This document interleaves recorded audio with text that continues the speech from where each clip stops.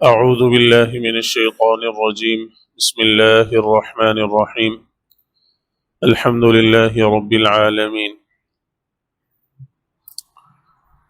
تمام تعریفیں اللہ کے لیے ہیں جو تمام جہانوں کا پالنے والا ہے، پالن ہار ہے۔ اس سورہ فاتحہ ہے، اس سے متعلق تفصیلات کافی گزر گئیں۔ اس کی پہلی آیت الحمدللہ سے شروع ہوتی ہے۔ تمام تعریفیں اللہ کے لیے ہیں، اللہ رب العالمین کے لیے۔ اس میں الحمدللہ میں کے معنی تمام کے ہیں، جس کو علم کی زبان میں، نحو کی زبان میں الف لام استغراق کا کہتے ہیں۔ تمام کی تمام تعریفات، جتنی تعریفیں ہیں سب کے سب وہ ہیں اللہ کے لیے۔ حمد کے معنی علماء کرتے ہیں کہ حمد کہا جاتا ہے الثناء باللسان علی الجمیل الاختیاری، کسی کے اچھے اختیاری کام پر کسی کی تعریف کرنا، اس کو کہتے ہیں حمد۔ حمد کا معنی ہوتا ہے کسی کے اچھے اختیاری کام پر، کسی آدمی نے کوئی اچھا کام کیا ہے، اپنے اختیار سے کیا ہے اور اس پر آپ اس کی تعریف کرتے ہیں تو اس کو حمد کہا جاتا ہے۔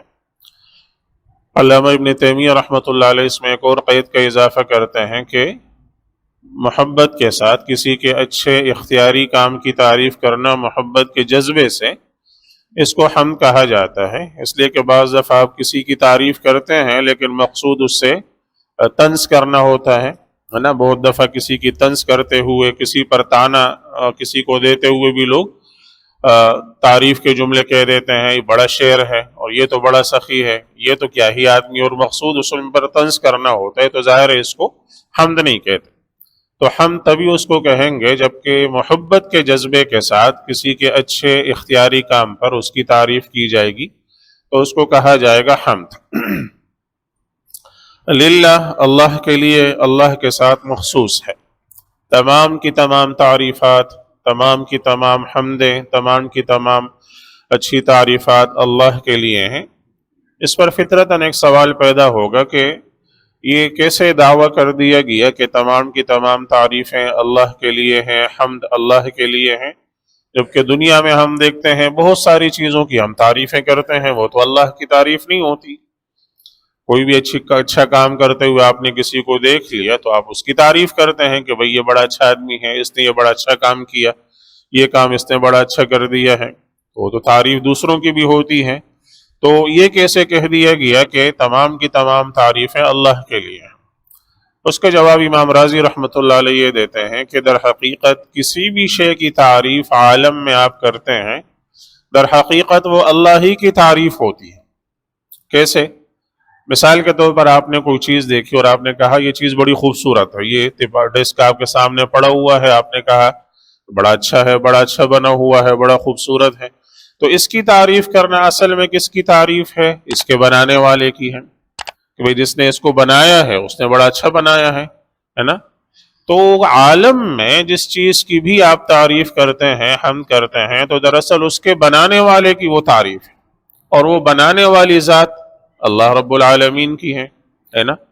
تو اس کو بنانے والا، اس کے دل میں اس خیر کا داعیہ پیدا کرنے والا، اس خیر پر اس کو قدرت دینے والا، اس اچھے کام کی توفیق دینے والا چونکہ اللہ ہی ہے، تو لہٰذا کسی بھی کام کی، کسی بھی چیز کی آپ تعریف کرتے ہیں، در حقیقت وہ تعریف لوٹ کر جاتی ہے اللہ سبحانہ و تعالیٰ کی طرف، تو وہ تعریف اللہ ہی کی ہوتی ہے۔ تو اس اعتبار سے جتنی تعریفیں ہیں، جتنے محامد ہیں، جتنی تعریفات ہیں، وہ سب کے سب در حقیقت لوٹ کر جاتی ہیں اللہ رب العالمین کی طرف، وہ اللہ ہی کے لیے ہوتی ہیں۔ تو اس کلمے سے، الحمدللہ کے اس کلمے سے اللہ تعالیٰ نے اپنی کتاب کی ابتدا کی ہے، اور حضرت عبداللہ ابن عباس رضی اللہ تعالیٰ عنہما سے حضرت امام قرطبی رحمۃ اللہ علیہ نقل کرتے ہیں کہ یہ وہ کلمہ ہے جو تمام شکر گزار بندوں کی زبان پر اللہ تعالیٰ نے جاری فرمایا۔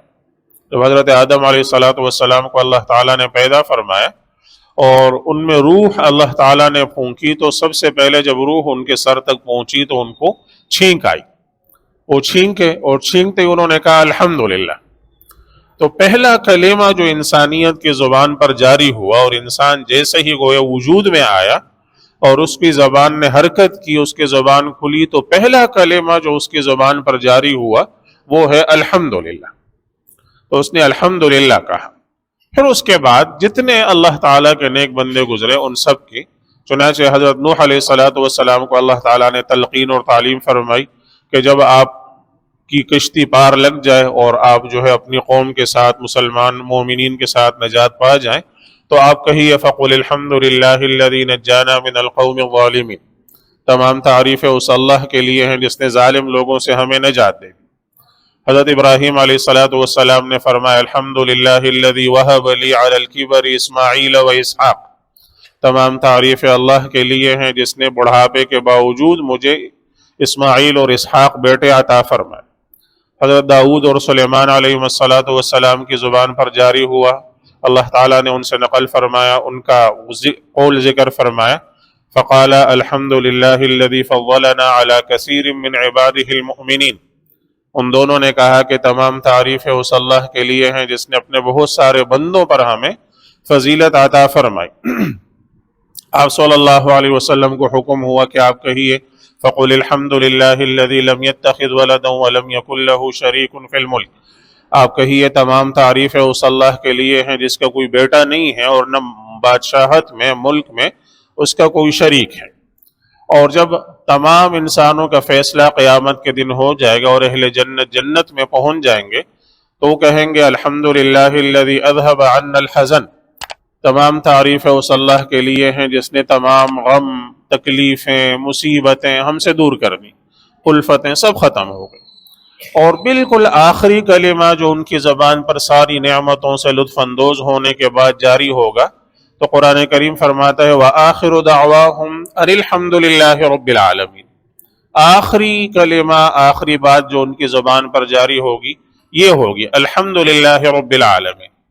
تو پہلا کلمہ جو انسان کی زبان پر جاری ہوا جب آدم علیہ السلام پیدا ہوئے اور پہلے زبان انہوں نے کھولی، پہلا کلمہ جو ان کی زبان پر جاری ہوا الحمدللہ۔